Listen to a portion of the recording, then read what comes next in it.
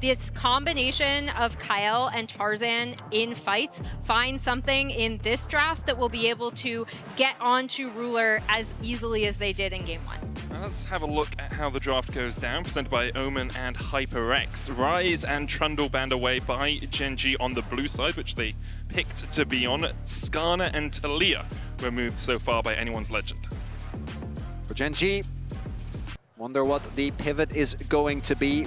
Most likely early jungle prio here. Devi is a pick that I was about to say, if they don't ban it themselves, most likely is going to get picked up here. I like the Skarner ban from AL. GENG is the only team that in the LCK consistently can make the champion look good. Does mean that so far the Azir is still open. I'm expecting that to be the final ban.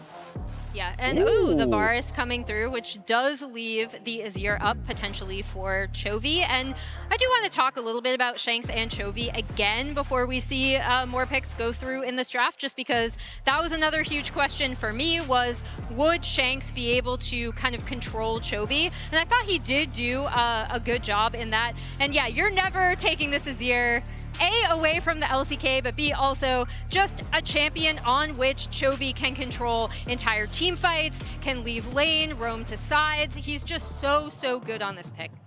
Has had absolutely crazy plays on this consistently over the last couple of years. Obviously a lot of big aura Azir players in the region, but he finds ways to keep surprising us. We love the Poppy pickup here. We often see that combined because you can very easily slam people into the wall.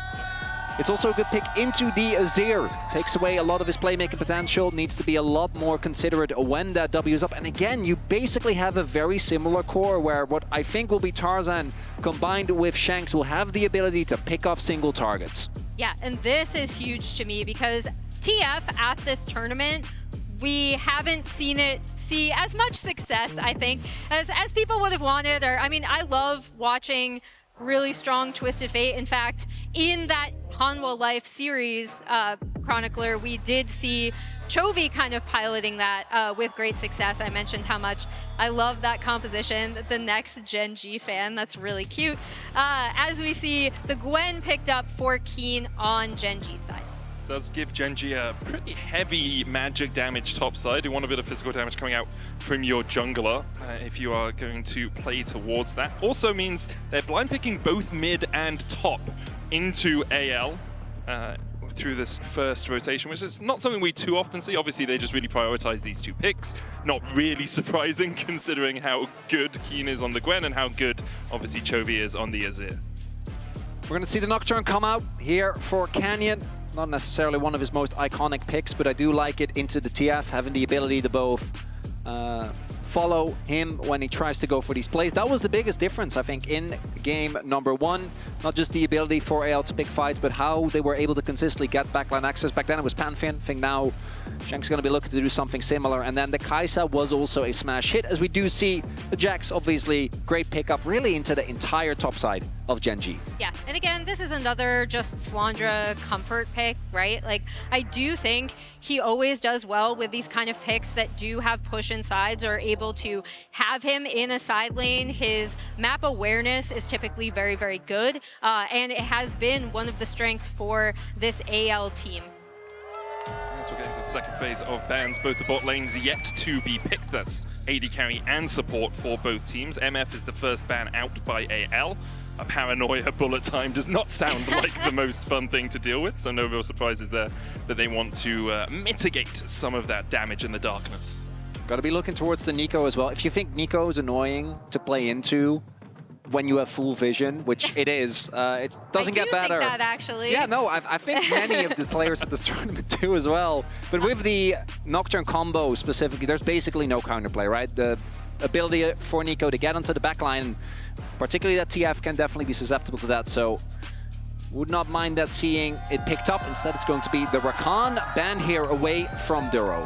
I mean, Ricardo just does a really similar thing, right? You Yep. jump on top of the Nocturne, you pop the quickness, it's super easy to get onto that backline and just put down a huge amount of CC and allow the Gwen and the Azir a little bit of time to work their way through whatever frontline is presented to them. GENG, we'll see where they go with their final ban. Could continue to pinch that AD carry pool. Something like an Ezreal actually is a nice enough ban when you're playing a Nocturne. Yeah. Yep. Instead, they'll get rid of the Renata, which does make sense if you're looking to play on that front foot in teamfights. Yep, and here we see the Ezreal being hovered. I do expect it to be the Ezreal and not the Smolder. However, I am also curious because obviously if you save R5 counter pick for Kael as support, you can also flex that Poppy into the bottom lane as well and save it for Tarzan to have a jungle counter pick. Ezreal also good both into the TF, has the ability to just arc and shift away from a gold card, but also into Poppy, one of the few AD carries that is able to not have to worry about getting locked down. It doesn't really matter whether Tarzan is going to play it in jungle or whether it's going to be Kyle, as that flex potential obviously does remain in place. So now what is the bot lane going to be for Ruler and Duro? They struggled a little bit in the 2v2, but it didn't really amount to too much. It was really after the laning phase where the trouble for this duo arose, and I don't think that the Anyone's Legend draft is as rough for an AD carry, but still with a Senna, Ruler might be running into a lot of the same issues that he did last time around. Could quite easily be focused by AL. You've got rapid fire gold cards, obviously, that can lock him down pretty easily. I wonder where Duro will go with the support for this matchup. Nautilus, Emily, you were about to say it. The old classic, yeah. I will not be surprised to see the Nautilus locked in, pairs super, super well with the Senna. And additionally, if they do make it through that early laning phase, Senna has a little bit of a rough time and until she's able to pick up that static shiv. But this Senna buffing, again, the Gwen going in, the Nocturne going in, the Azir, like you get to a point where this composition is really difficult to deal with. We see the Nico hover, could be the Braum coming through as well. I mean, Braum into Nautilus, one of the most classic support counters we have ever seen. It's going to be a hard lane for Ruler and Duro, in my opinion. I like it when it comes to the ability to mitigate this Nautilus. Nautilus obviously also, if he did end up playing into Poppy, have the ability to hook and buffer your way out of the ultimate in case you do get knocked away. I do think that the Braum, as good as it is for the lane, does make the composition a little bit more awkward. I think their ability to start fights at a moment's notice last time around was good. This time, it is going to be a lot more reliant on the Poppy and the TF, who I think are a bit more telegraphed. Last time, they had so many ways to start the fights, and I think it's really what overwhelmed GENG. GENG this time in the extended fights, extremely strong. I do think their early levels are quite rough, though, looking at what AL have available. And that's exactly what I'm going to be looking at, right? Again, this Shanks Chovy matchup against one of Chovy's signature picks. Non-subscribers, we will see you in 30 seconds as I continue to talk about this draft. But yeah, again, that is the big thing for me. Chovy versus Shanks. And then additionally, if this composition does get ahead from Anyone's Legend, they have that ability to jump on a lot of the GENG carries if they can separate and get ahead in early skirmishes. Yeah, pick potential does feel pretty good for AL. However, if we get past 25-30 minutes and GENG on an even keel, there is few compositions in League of Legends that have higher damage output than a Gwen Azir Senna. It's disgusting, right? There is so much damage available. So AL, dominant game number one. GENG gonna be looking to bounce back. For all those GENG fans, me included, I would like this to be a nice back and forth of a series. As the level one, want to highlight again, there's Braum, there's Jax. I would be shocked if, even TF, if we don't see an early invade here. And it looks like GENG also keenly aware that this might be happening. And the main question is, what is AL going to do with the early jungle control that they have here? Well, there's a counter invade happening, but that's spotted out on a ward. And Keen and Canyon, I think, will just place a ward of their own. Oh, not even do that, just back away immediately. Now pathing up towards the top side, trying to sneak around here. There's a little bit of mind games happening from GENG as AL will just control this bot side jungle. Ooh, we'll see Flandre maybe wants to try and take a look, ward that red buff. It's GENG, they can't walk in, obviously. are going to spot here, but Ward will get will found by Cow and Hope. Oh, Flandre is going to spot the fact that Canyon's here, and Canyon's not going to have a good time. He is Jax. The Jax is so annoying at these early levels, right? We've seen this so much. Canyon uses the smite. We'll get the fear tether down. Flandre should be able to walk away from this one. As you say, still 7 seconds on the Counter-Strike, but can base and then TP back, I guess, or just run to the lane. He really wants to catch this XP. I think the timing there was too late to do that, basically, because now you are going to be substantially behind in experience. And as we see how this bot lane 2v2 goes, I am actually curious if Tarzan is going to go for potentially a dive here, because we talked about the level 1 power of this composition, but also just the setup onto this Senna Nautilus with this invade, being able to link up with the push that Kyle and Hope have been able to get already. It just feels really risky, right? He's spotted on vision. We saw both Ruler and Duro pathing back. They've hit the level 2. You have so much CC in Nautilus only with 2 levels, so they'll back away. Yeah, and he recognizes that. This isn't BLG. I'm still not over 2023 MSI and Shun diving approximately 15 times. This topside, though, I think that was actually, we'll see how much it actually ends up mattering, but delaying Canyon for a little bit and giving up this much control over the lane, I don't think was the right call. Flandre has held on to his TP and didn't end up missing out on too many minions, but this early laning phase not going to be fun for him. I mean, the big problem for Flandre as well is it's a split map and he's on the wrong side of it. As Keen flashes in, looking for the kill. Can't quite get it onto Flandre, who does land the Counter-Strike, and now will recall and then teleport in. You saw pings coming on the next wave from GENG, implying that perhaps they could look for a dive on it, but won't be able to have Canyon come across in time. It does look like Keen is actually continuously stopping his back. So yeah, he is probably going to have to stay through this wave. Will manage to do so. Concussive Blow is going to land onto Duro. We saw the Curse of the Black Mist going down as well for a little bit of a root. Flandre, though, I mean, it's only a couple more minions, and then he should just be able to recall. The Doran Shield doing quite a lot of work for him there. Still, though, even if he doesn't end up going down, it does allow Keen to take control. Chovy! Flash forward. Shank's looking for the gold card. Didn't lock it in time, and Chovy has the time to flash away. Canyon now with a fear tether. Tarzan using the steadfast presence for the movement speed. Double TPs invested. I really think Flandre is just going to try and jump out of this one afterwards. Does land the Counter-Strike, but leap strikes to safety. And Shank's going so low in that after initially trying to get the play on to Chovy. Both mids should be able to just come back, TP to the wave. But yeah, that was... I thought GENG would maybe have the counterpunch there. Well, I thought GENG was going to step a little bit back and take a slower pace. They've doubled down instead. A lot of action here early on. Keen straight up flashing on top of Flandre for that level 1.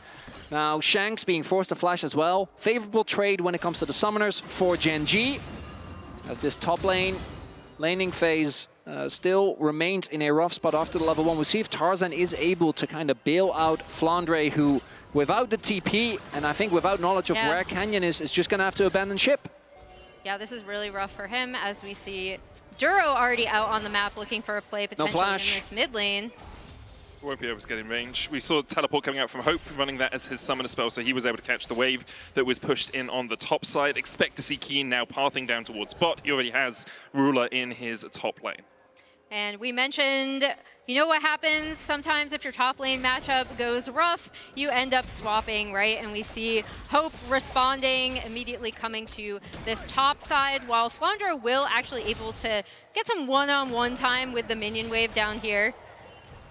There's a little buffer there. I do want to highlight the fact that Shanks doesn't have his flash is a big deal. TF in particular, we've seen this with really any immobile mage that is playing into the Azir. You're at a much higher risk. So I do think actually fighting for prio becomes way more risky, because if you step up and Azir swoops you back, you don't really have a way of dealing with that. And Canyon is approaching that level 6, really just the slightest bit of experience, and he'll have that available. Yeah, he's about to take over, and the big thing will be, so we see Tarzan for a wraparound. Keen has no flash here. Tarzan's on his way across. Keen does have the needlework, that level 6 hit.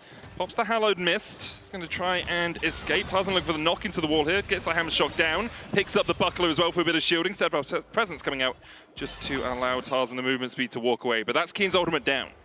And Kenyon's going to use that to get himself some chickens here. Just farming up a storm as if it was. There we go! The paranoia coming out from Canyon. Destiny, the fear procs just in time to stop the escape from Shanks. And that's exactly what I was looking for from Canyon's first ult, right? We knew he was going to take over with the level 6. The 2v2 is still fighting up here, but I don't think anything's going to come out of that. Really, really nicely done from GENG, immediately using that Nocturne ult pretty much as soon as it ticked over. So we said no flash available means that Shanks is easy pickings towards the top side. Cute there, Ruler being able to use the Shroud to stealth Duro so that even though he was stunned, they couldn't get more. Summoner trades, if they're even though, is favorable for AL because Kyle is sitting. Oh, Duro! Ignite, Duro flashes. The Mystic Shot was gonna find him, and he will survive. Must be sub 10 HP there. 19, it ticked over in the little thing, but... Not even close. Could have been, yeah, could have been a little lower before it ticked over as well, but I saw it get as low as 19. Well, Duro survives, and Ruler able to catch the wave. We'll have another look at this. It's really nice. Canyon with the 6 just jumps in immediately.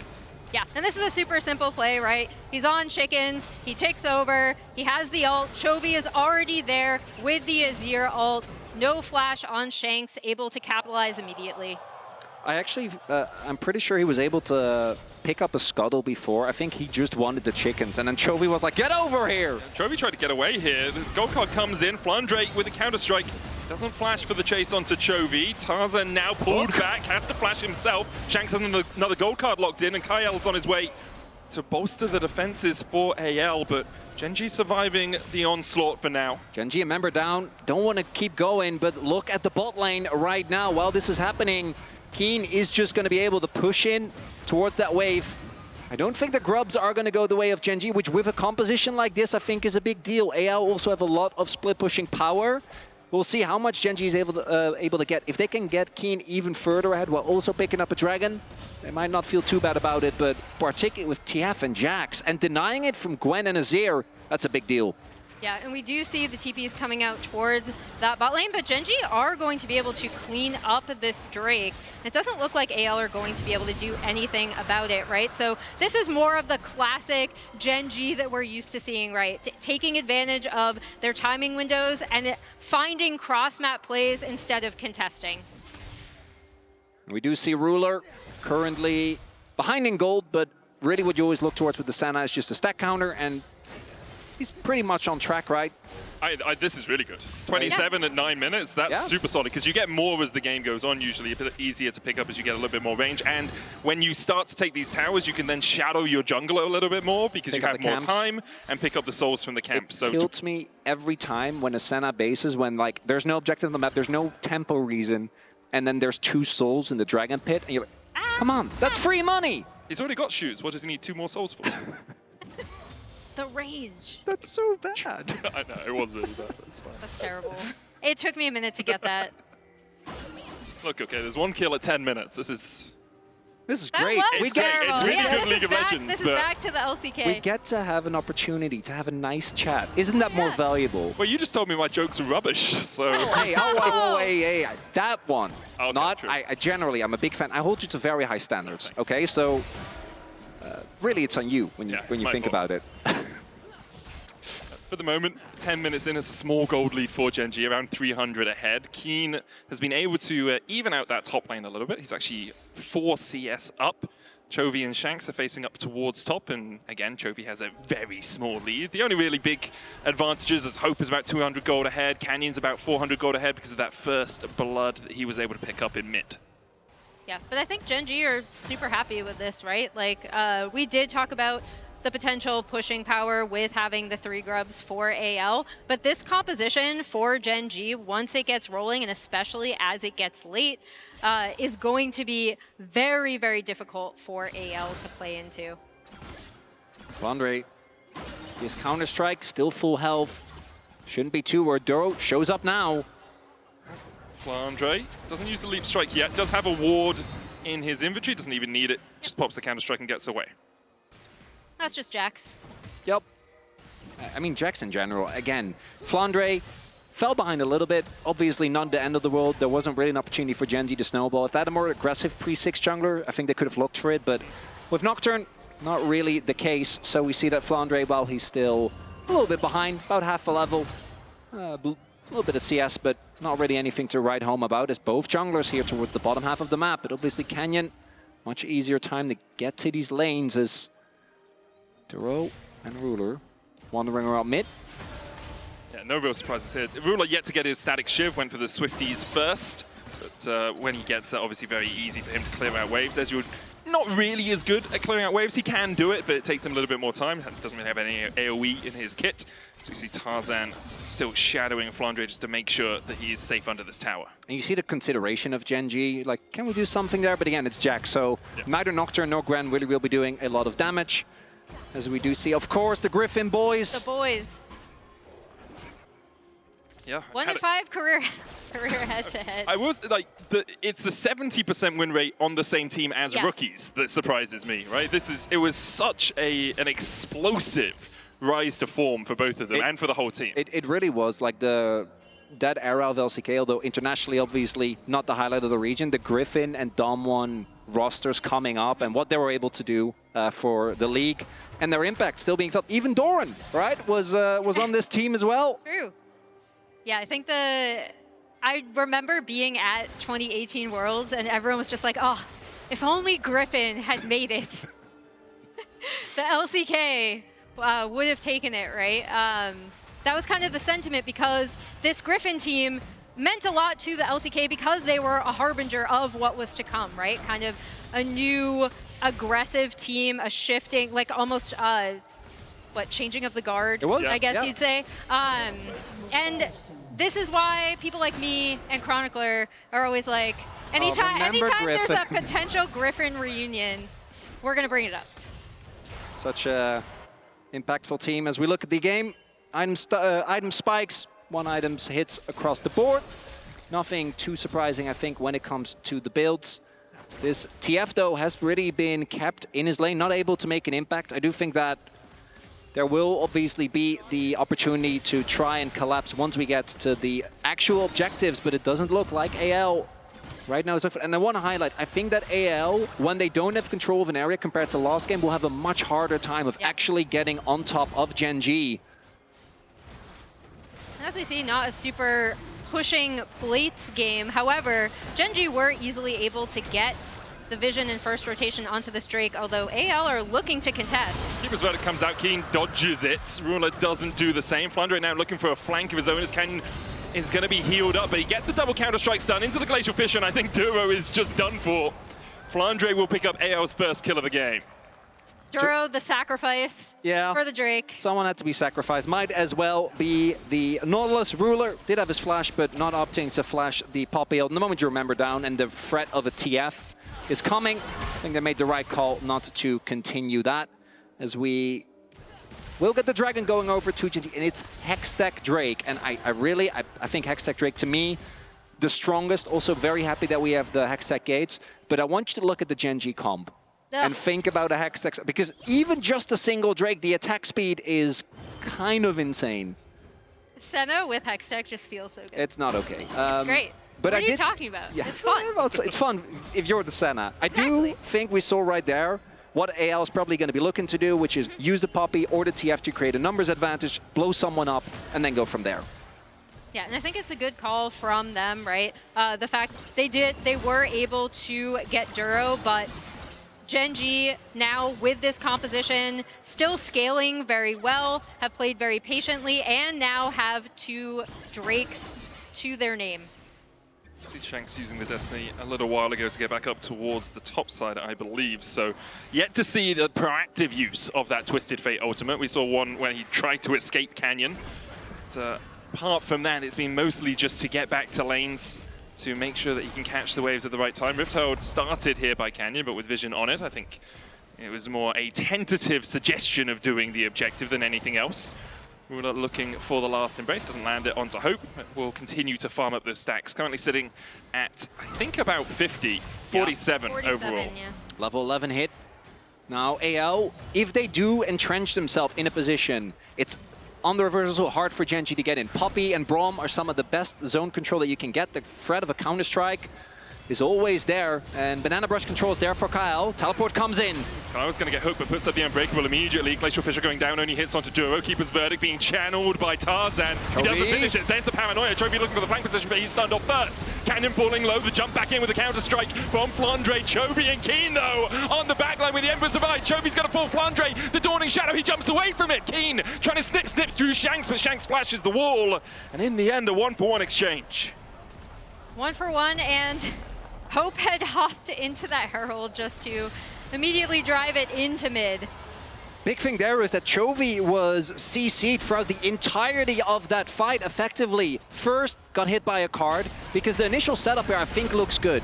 Tarzan isn't able to get anyone with his ultimate. Ruler is in a safe position and GENG goes in. But here, not able to actually get anything done. And then the moment he goes in, gets CC'd. I think it's Tarzan that slams him into the wall. So when the ult comes out, is enough to be done. And Flandre, a master of stalling in this fight. Yeah, that, and also he was stuck in the pit with Hope, right? And as he was CC'd, Hope was just able to get that kill onto him on the back half. That said, GENG this time around, this isn't a must-win fight, right? Like in this case, the composition just scales insanely well, as we have highlighted. Keen's approaching his second item, going for Nashers. Chovy, knowing him, will be going for the Rylai's here. And the next Drake fight, that's going to be a much more pivotal point. If GENG is able to set up a soul point, which I think with how the previous Drake fights have played out, they're going to be looking to do as well, looking to for prior towards that bot side, do need to clear all the vision that has been set up there by AL. Yeah, there's a ton of wards right in there that have already been set up by anyone's legend. And they're a little bit close together for my liking. I would like them to spread out a little bit more, perhaps. But the vision in that area is really good. Yeah, it's so good. It's like you just have two massive spotlights on the area. The rest of the map is dark. You need to make sure there's no little pockets where someone can hide, you know? True. It's scary. It's true. You see the entirety of the pit and the back of the pit. It's important. Big here for Keen, taking that first tower will put GENG either a kill or a neutral objective away from claiming the feat of strength. AL need both a kill and a neutral objective to get it, and that's why the Rift Herald fight was a little bit important, because it would have put GENG up towards that point, but as we say, not too pivotal in terms of total game states. Want to highlight, looking at the item, looking at the item finishes, we do have that 2-item spike for the Ezreal, something we very often talk about, means that Hope will have a lot of carry potential in this upcoming fight. No 2 items for anyone else on the map right now. But the big thing is the damage that GENG have been able to get onto these side lane turrets, right? Chovy able to get damage on that top tier one. He should be able to take that down. Ruler getting the RFC right before this potential Drake contest. Chovy has his TP. You see Shanks running from base, didn't have it off the Unshield spellbook. Keeper's Verdict, Tarzan stops the channel on it. There's the Destiny pop to give vision. Keen's going to jump into the pit. The hook lands. Unbreakable going down as well. Depth Charge used onto Hope. Keen trading down towards the bottom side as we see so much damage happening in the pit. Keen's going to get the kill. The Dawning Shadow with the Emperor's Divide in from Chovy, and now it's all on Shanks and Hope to try and survive, but GENG are having none of it. They try and chase them out. The Drake almost killing Chovy. Hope dashes back in, straight into a dredge line, and he gets 2 for it. Shanks looking for a little bit more. Everyone's so low. Has that gold card locked in. Ruler is able to get a bit of range advantage here as Shanks now needs to run away. Has no cards left to pick. Chovy dashes in, and it's the ace for GENG. And although Hope almost turns it around with a 2-item spike, it's the team fighting from GENG. This time, working out nicely. The turn onto Flandre, beautifully done there. And it takes away a lot of the safety for AL. Yeah, as you see, obviously the TF ult coming down from Vision, but then Keen going in and actually taking Flandre out of the fight, like you mentioned, and then watch Chovy, right? Even though he gets exhausted, is able to get his ult off. Dawning Shadow comes across all of it, and you really, really see the strength of this composition. As it gets rolling, they can kind of just run over you. I think Tarzan has been a little early on the trigger with these ultimates from the Poppy. A little too telegraphed. You see now twice in a row, not able to get too much crazy value of it. And the soul point is picked up.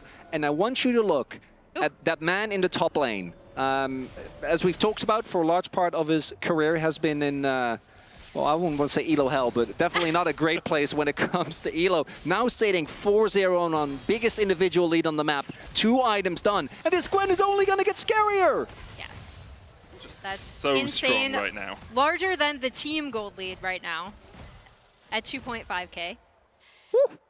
I see AL do have some tools. I hope doing so much damage in that last fight. If he's given a bit of time, he can begin to get through GENG. But with the paranoia, with Chovy diving in, with Keen diving in, it's just so difficult for you to do much. Ruler now at 69 stacks. It's a nice number for 22 minutes into the game.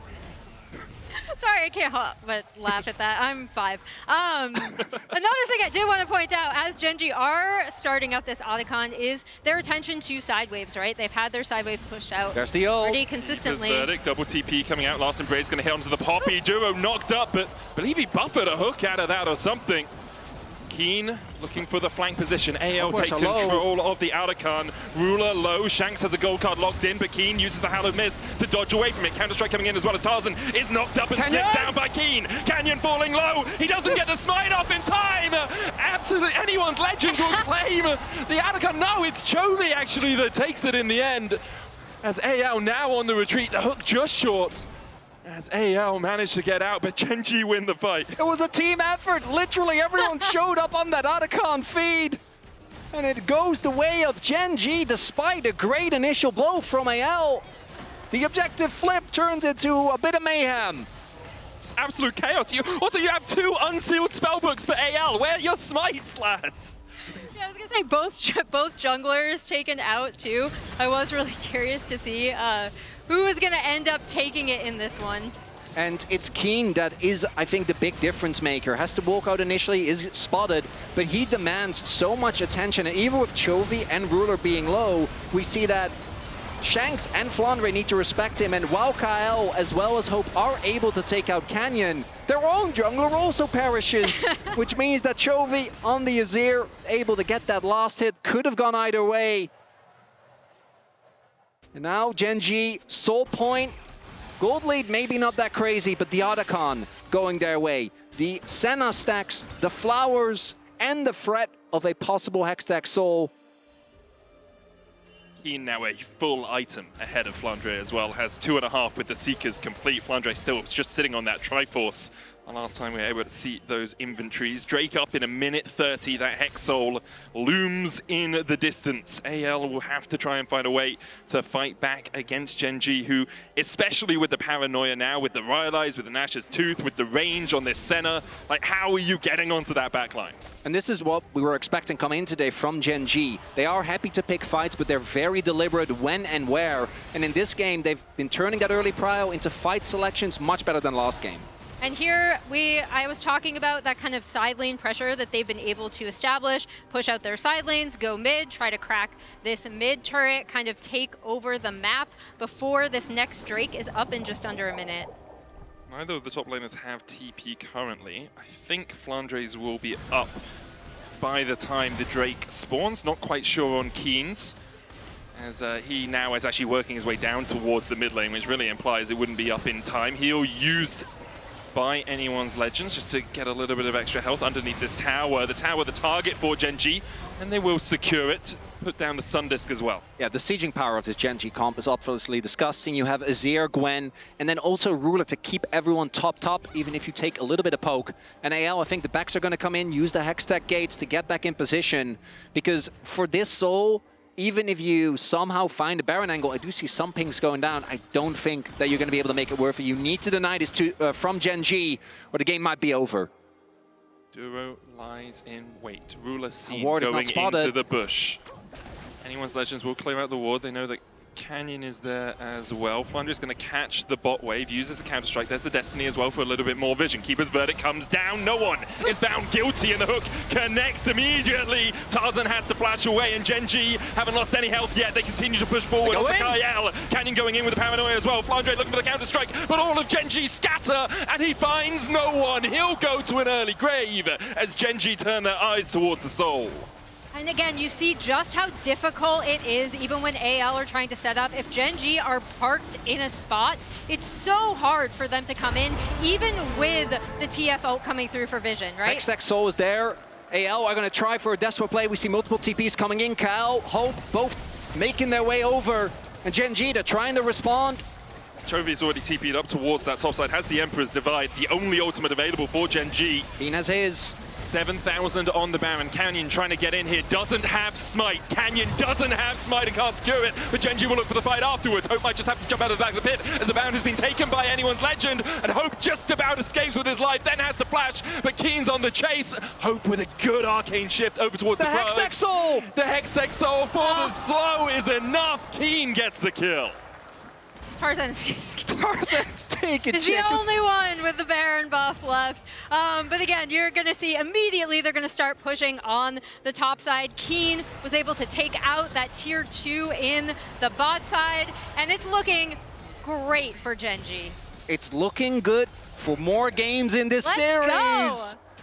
As, yeah, the negative Red Bull Baron power play, generally not one that you want to see, as Tarzan will be able to pick up a little bit, but even if that Baron, as it did, went the way of AL, the fact that not only do they give up a bunch of kills, but give up the Hextech Soul, it's just so hard to imagine that they're going to be able to get any value out of it, as Flandre does have reinforcements on the way, and it looks like GENG not really wanting to veer too deep into enemy territory. Yeah, not sure where Tarzan is, not sure where Kyle is. Now they'll go deep and get some vision. The collapse. Duro's looking for the flank. Tarzan rooted with the last embrace. Chovy's here as well. Keen's on his way towards the back of the fight. Keeper's verdict coming out will knock away Keen, and perhaps anyone's legend will think this is a fight they can take. They can't. Canyon. Right now with the paranoia coming out. Shanks getting chased down. Kyle down to half HP. Tarzan the same. The Hextech Soul doing so much work as Keen comes in and snips them to pieces. Chovy flashing forward.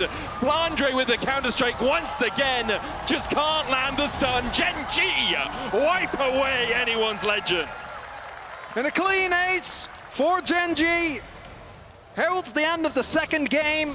Objectives going their way. The pace pulled back. AL not able to draw them into the chaos the way they did in that game number 1. Ruler flashing the JDG emote as he sieges in onto the inhibitor and the Nexus. GENG show that there's a reason in series they haven't lost in 20 of them. They even it out at 1-on-1. But anyone's legend, they really didn't find purchase in the game at all. Good bounce back, and this is what a lot of teams that face GENG run into as well. It's if they do